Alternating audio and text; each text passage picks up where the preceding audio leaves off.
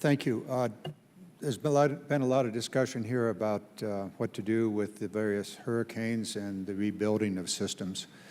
And I note that in August, the President revoked the flood risk management program.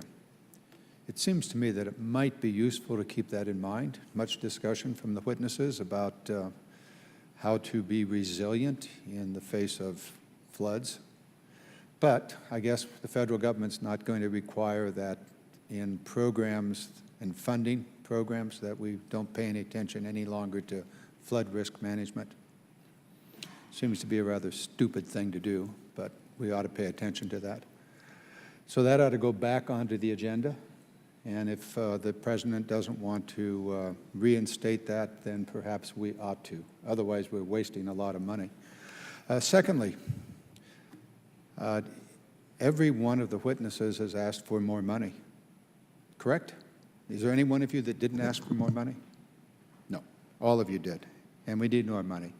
Tomorrow, the Republicans in this House are going to hold a half-day seminar on how to reduce federal revenues. Now, tell me how that's going to work if you want more money. I think we ought to keep in mind the totality of the issues that come before us and the way in which they interact. We can do all kinds of tax reduction policy, which is what I'm sure will come out of tomorrow's meeting, and you want more money for water systems, for wastewater management, for flood systems, for highways, for new nuclear weapons, on and on. Just tell me how we're going to do all of that when we are reducing federal tax revenue. Who would like to answer the question? Congressman, if I could, let me just give you the art of the possible.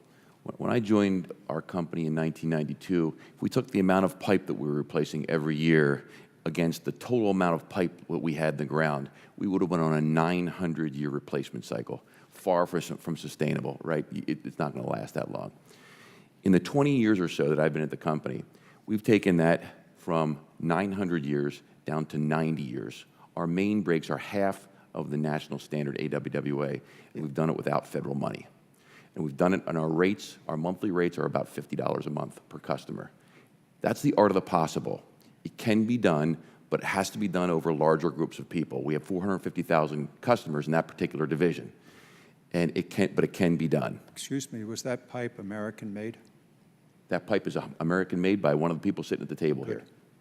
Now, but you did ask for access to federal dollars, didn't you?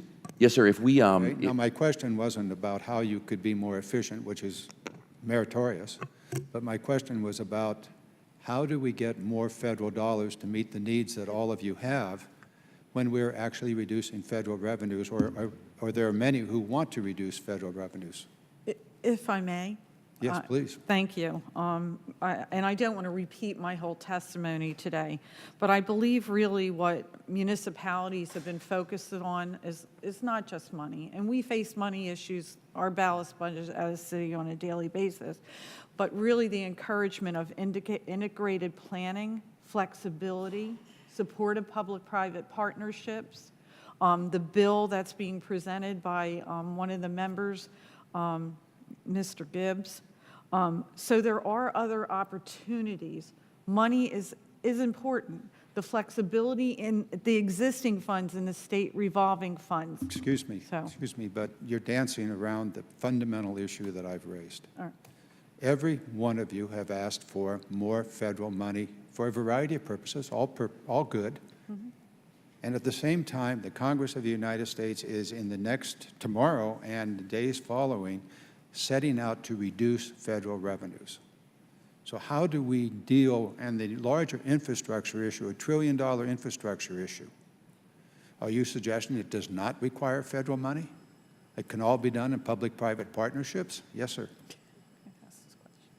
Certainly not going to suggest that everything can be done with public-private partnerships, but I think there are three things that could be done that would leverage what we do have. Number one, when we invest in water infrastructure, that's not a static development.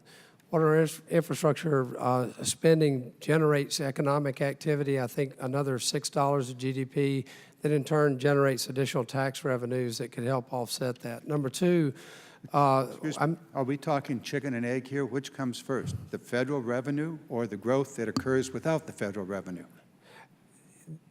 most certainly the growth in spending will sustain the growth in tax revenues. And so there's perhaps an element of that, but So there are two other ways to get at that perhaps that avoids that conundrum.